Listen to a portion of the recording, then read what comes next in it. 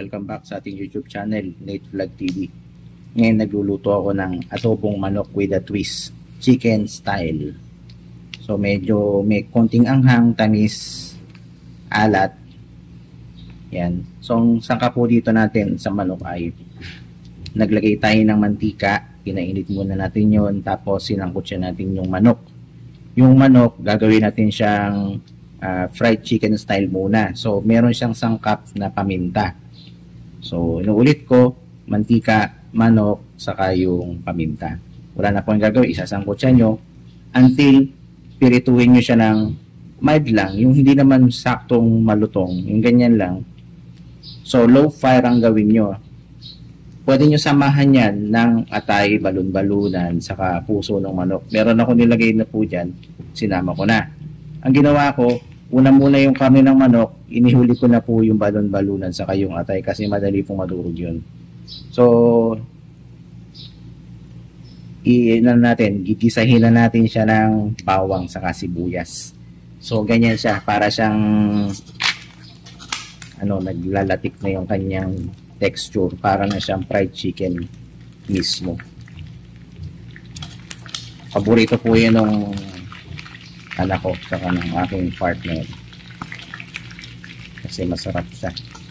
Saka mapapansin nyo, wala siyang lansa. Tandaan nyo, huwag nyo lalagyan ng asin yan kasi maalat na po yung toyo kasi adobohin po natin yan. So susunod natin dito ay bawang. Teka, kunin ko yung bawang.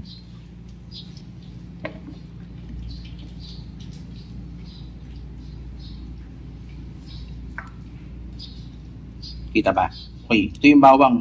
I-chop nyo lang to ng pinong-pino pati yung sibuyas para yung lasa ay kuhang-kuha.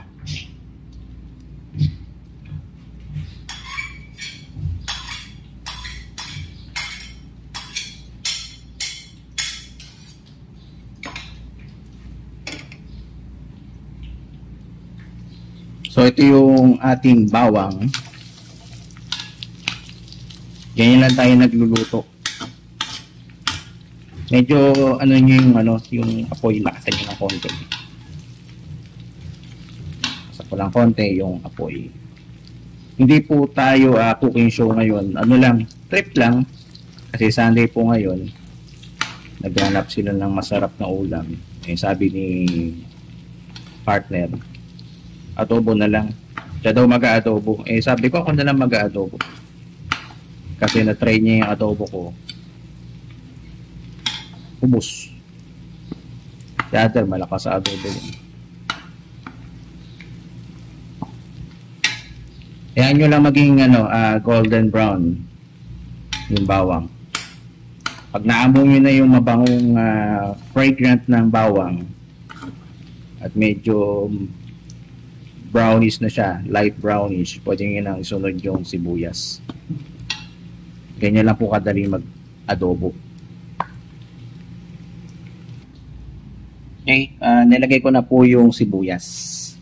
Pasensya na po, hindi ko na napakita sa inyo paano ko sinangkot siya.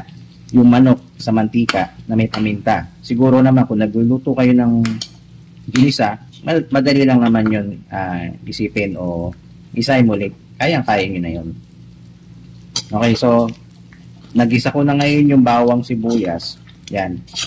Naamoy na daw yung fragrant ng masarap na ulam sa loob ng bahay. At yung alaga ko doon, yan si Adler. Gusto na yata kumain ng adobo. Okay?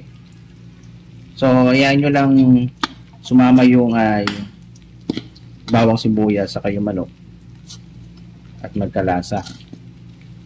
Mahina lang po yung apoy para hindi po kayo mapalakas sa LPG kasi hindi naman pag sinabi nating lakasan mo yung apoy dyan, tendency matagal siyang medyo nag-iiba yung texture ng manok.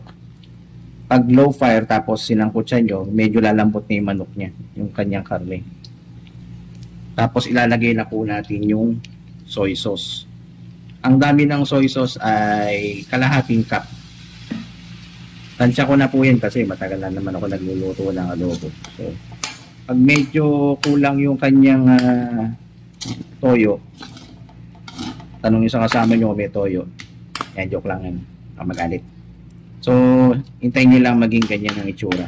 So, pag medyo lahat ng parte ng manok ay nakalubog sa toyo, ibig sabihin, pwede yun. Pero pag hindi pa nakalubog, ibig sabihin, yung gilid dyan, hindi pa nalalagyan ng sapat na toyo, lagyan nyo pa ng konting toyo nyo.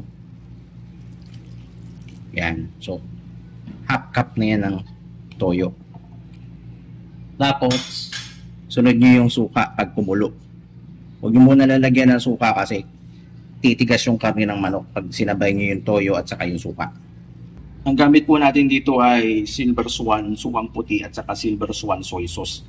Silver Swan, Bikinimin.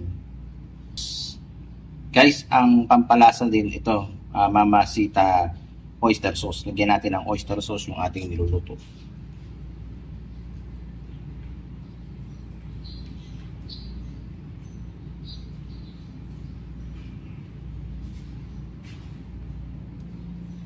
Nalagay ko na po yung oyster sauce. Ayan po yung kanyang nasa ibabaw. Oyster sauce po yan. Tapos, tuin nyo.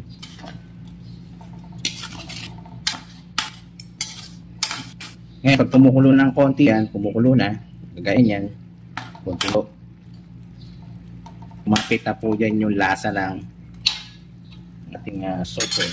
Suka naman.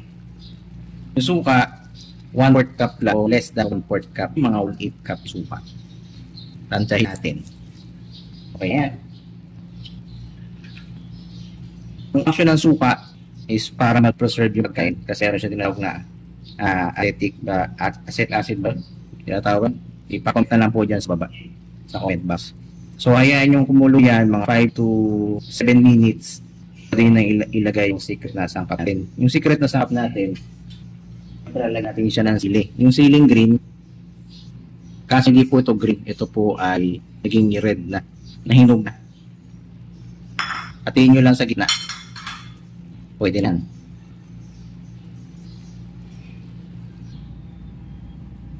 Tapos lalagyan siya natin ng tubig. Yung dami ng tubig ay 1 cup tubig. Depende kung sino yung adobo nyo, lagyan nyo ng 1 cup. 1 litro.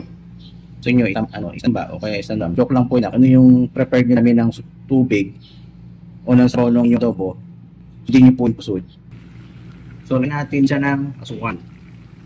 Isang kutsara, 2, 3. Sa iba, 3 kasya na yan. Pero sa akin, ang trip ko, 4. 4 na siya asukan. Haluin natin. Tapos set natin siya ng lupay para hindi masunog yung asukan sakaling managilid. O para mag-caramelize siya ng maigi. Yan. Mapansin yung lapot na yan. Huwag manahin po kala ko ng step. Okay, kuya yan. Go! Good afternoon everyone. So today, papagkim sa akin ni Dad yung naluto ng adobo na may sugar. So ngayon, we're going to do the test kung masarap ba o ngayon muna natin. Ano lasa? Sarap, tama na yung tamis. Parang yung tamis.